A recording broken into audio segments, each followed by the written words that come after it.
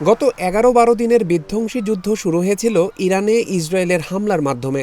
পরে জড়ালো আমেরিকা। এই যুদ্ধের কারণ ইরান পরমাণু বোমা তৈরির দ্বারপ্রান্তে। অভিযোগটা নেতানিয়াহু ও ট্রাম্পের, যা ডাহা মিথ্যা। তারপরেও স্বল্প সময়ের এই যুদ্ধে মানবজাতি দেখল এক প্রবল ধ্বংসলীলা, শত শত মৃত্যু, একের পর এক বহুতল ভবনের গুড়িয়ে যাওয়া, বিধ্বংসী মরণাস্ত্রের এক মহিমা কীর্তন।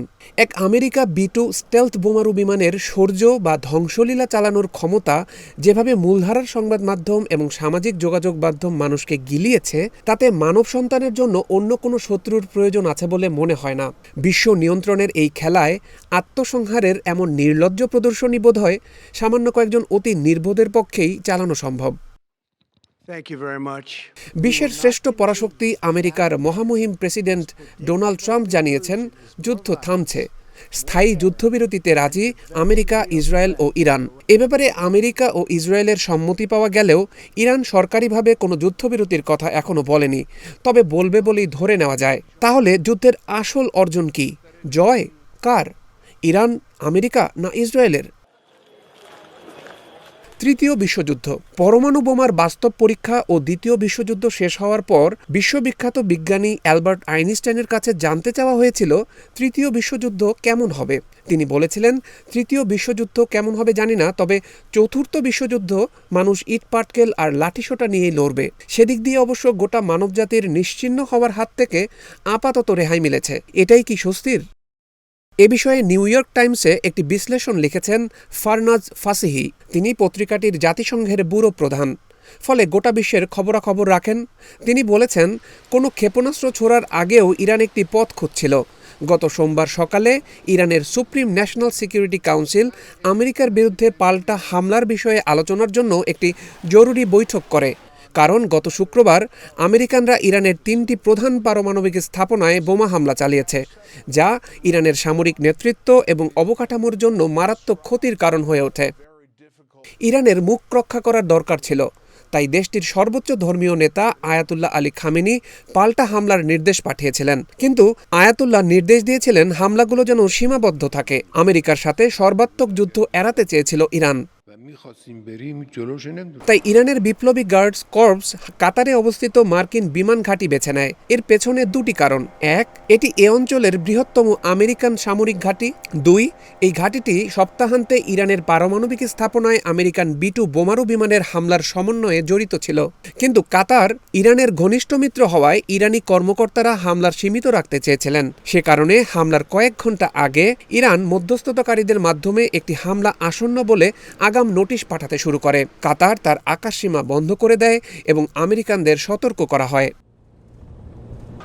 তবে 4 ইরানি কর্মকর্তা নিউ ইয়র্ক টাইমসকে বলেছেন, ইরানের নেতারা আশা করছিলেন যে তাদের সীমিত হামলা এবং আগাম সতর্কতা প্রেসিডেন্ট ট্রাম্পকে থামিয়ে দিতে রাজি করবে, যার ফলে ইরানও একই কাজ করতে পারবে।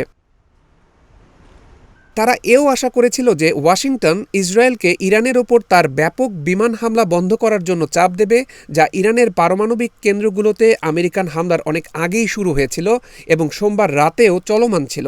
বাস্তবে কিন্তু তাই হয়েছে।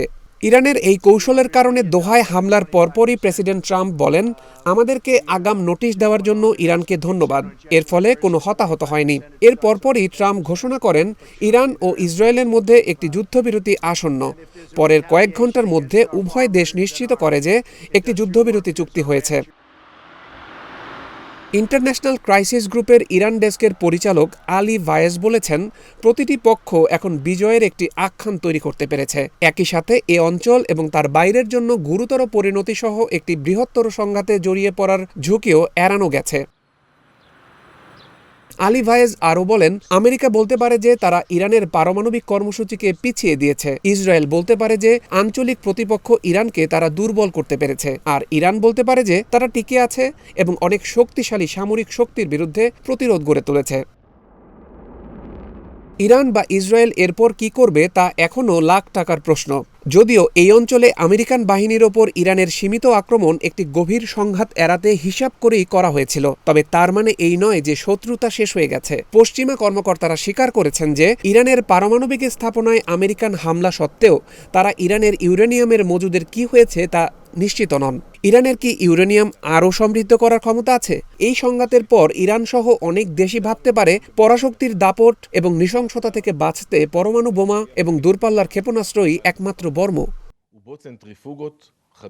ইরানের পররাষ্ট্রমন্ত্রী আব্বাস আরাকচি নিজ দেশের রাষ্ট্রীয় টেলিভিশনকে দেওয়া এক সাক্ষাৎকারে বলেছেন, তার দেশের বিরুদ্ধে যুদ্ধ লক্ষ্য অর্জনে ব্যর্থ হয়েছে। এটাই হয়তো ইরানের সান্ত্বনা। অন্যদিকে ইসরায়েলে প্রধানমন্ত্রী নেতানিয়াহুর সামনে যুদ্ধবিরতিতে রাজি হওয়া ছাড়া অন্য কোনো বিকল্প ছিল না।